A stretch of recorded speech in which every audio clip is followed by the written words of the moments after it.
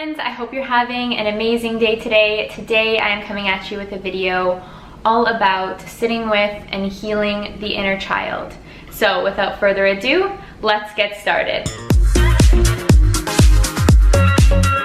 Alright, now to begin this video, I just want to be really honest with you guys. Today I'm sitting with a bit of anxiety, so I may not be my high vibe self. It's because I am going through the healing process right now. I've just purged something and healed something that was very deep in my past, and that's why I'm called to share that with you today. So I have some fun high vibe videos planned for the future. Trust me, they were on the list of things to do today, but this is what needs to come first. This is the message that needs to be relayed to you before I get back to my, high vibe self. It's all part of the healing process.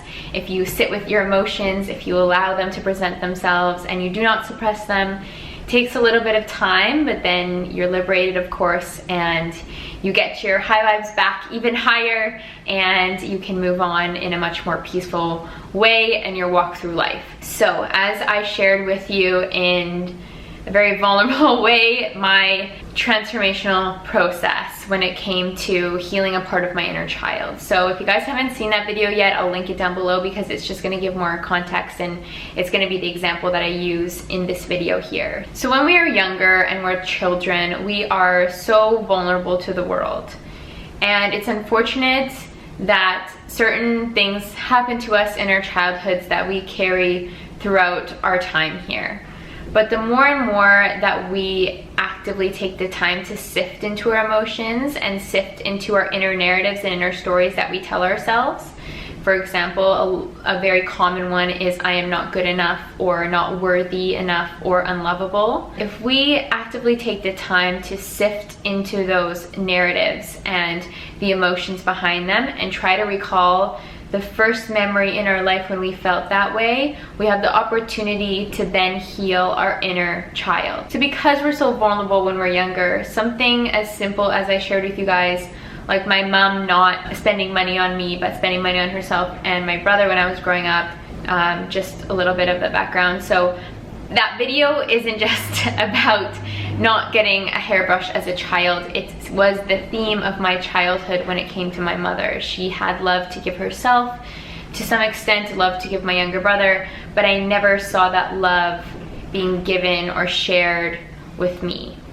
And it's because she disconnected with me when I was born, and that's okay. I have become an acceptance of that. But that has caused a lot of internal narratives for me, unsupportive and unnurturing inner narratives. Like I told you guys, this inner narrative that I just uncovered about myself is that there's love out there, but there's not love for you. When you uncover these deep truths, when you sink into the place where they first came from, you're gonna be pulling up the emotions that you suppressed in the moment that that happened. So as I explained to you guys, and I broke down over my mom not buying me a hairbrush, it wasn't about the hairbrush. Like I said, it's about this theme that was my childhood that I suppressed, that I decided to create a story when I witnessed my mom not showing me affection as a child, but showing affection to other people and other things around me. I just want to take the time to validate for a moment that it's uncomfortable to sit with the inner child. It's uncomfortable to dig out those wounds. But when you dig out the wound and when you find out where it came from, if you take the time to sit with it, and what I mean by that is just accept it and allow it to be there, to be present with you, to cry perhaps, to have an emotional release of some kind, you need to release that energy in your body because it's holding you back from more things than you could know.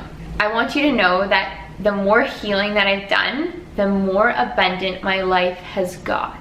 So it can be confronting to deal with yourself. It can be uncomfortable to sit with emotions if it's something that you are consistently suppressing or have suppressed for a long time.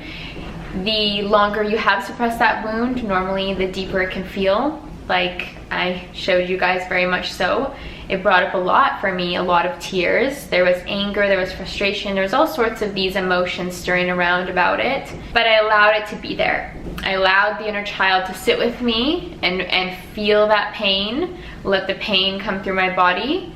And I want to remind you guys of a quote that's very powerful. Pain is inevitable, but suffering is optional.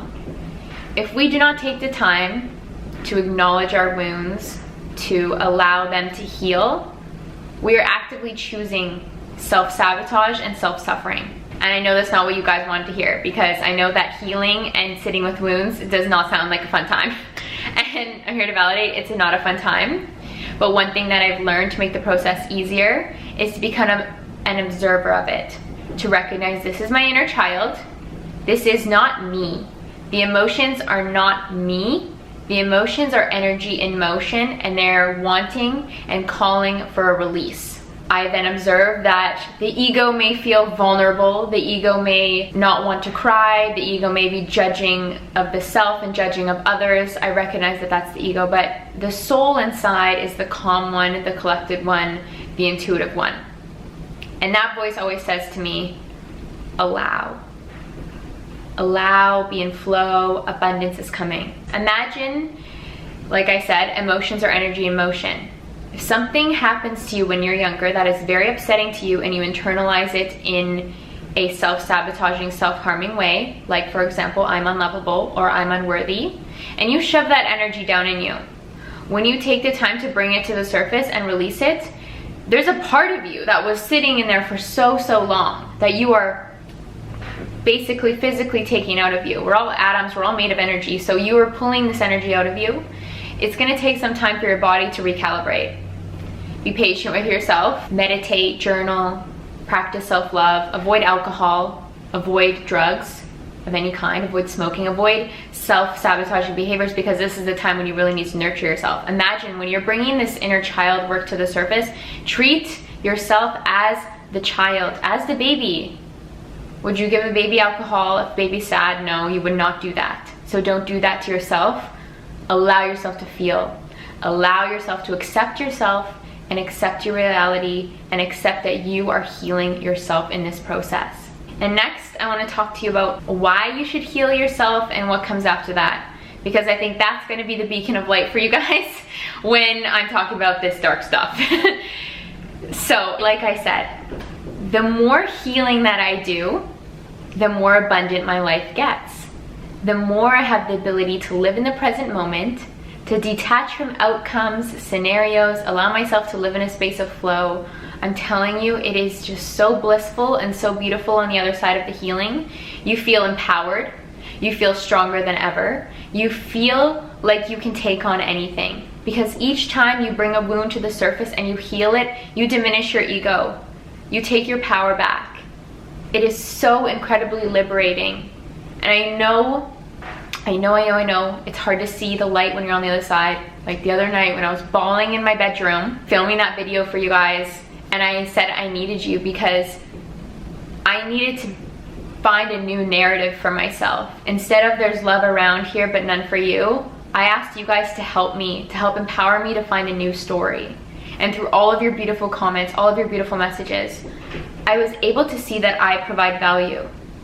I actively decided to center myself and to read your comments, listen to your voice notes, watch your videos, and fully accept into my heart what you were telling me. Because accepting love is not something that I've been able to do in my life. But I'm becoming open to that now. And that allowed me to feel so abundant. To feel like I literally was being hugged by all of you guys at the same time. And it just came into my body and it felt so beautiful. And I've been carrying that now for a few days. And like I said, I still have a bit of anxiety. I think that's just the energetic recalibration, because I can't really pinpoint anything that I should be or could be anxious about. It's probably part of that vulnerability hangover too. And another thing that happens is that when you clear out these patterns, when you clear out these narratives, you become more of yourself. And when you're more of yourself, you attract exactly what's meant for you, which is abundance in all forms. Abundance in friends, abundance in moments, abundance in love, abundance in magic, abundance in opportunities. It happens. And so each time that I find that I'm faced with a healing opportunity, whether it's good timing or not, I face it. It wasn't good timing for it to come up in my life coaching course, my final module. That was definitely not a good time. I would have much rather it be in the middle of the week, maybe when I could take a day off work if I needed to, but no, I couldn't. I had to do it. I had to face it that weekend. It's coming up for a reason in the time that it's coming up, because you've called for something bigger in your life. You've called for something better in your life, and you've called for abundance. And what is abundance gonna take? It's gonna take for you to energetically level up. And to energetically level up, you gotta purge the dark energy, the bad energy, just the unserving energy, to know that you're worthy of what you're calling in. I've been calling in love for a long time. More specifically, probably this past year. Love has been something that I've really been calling in, and I've really been calling in financial freedom, independence, because there's a lot of things that I want to do with my life, and I know that I can recognize that money is a tool for me to get there. Money's not everything, it's not that, but I understand that money provides comfort for me to fully expand in my life. So my two main call-ins for this year have been love and financial freedom and abundance. Each time that I've healed, the universe shows me evidence that it's providing that for me. So as I was getting to, each time something comes to the surface, even if it's not in the most comfortable time, imagine that if you decide to face yourself, if you decide to sit with your inner child, to feel the pain and the hurt of the inner child, if you decide to do that, imagine you're gonna win the lottery on the other side. The lottery in a metaphorical sense is like whatever you've been calling in, the universe wants you to have that, but you're gonna first have to face yourself to get that, because you're gonna be stronger and you're gonna be able to accept it. Like I said, I've had a difficult time accepting love, so each time I do this inner work, I am able to accept love even more and even more and even more. And soon, love is gonna find me. I'm gonna find love. I trust that. I know that, because the universe provides evidence when I get to the other side of my healing journey. Anyways, let me know down below if you guys have done any inner child healing work. I would love to hear from you, and I think that it could be inspirational for all of us if we just share a little bit, maybe something that helped us, maybe something we do when we're sitting with the inner child that comforts us. Let us know. We can all help each other, and I'm sending you so much light and love. I'll see you again very soon.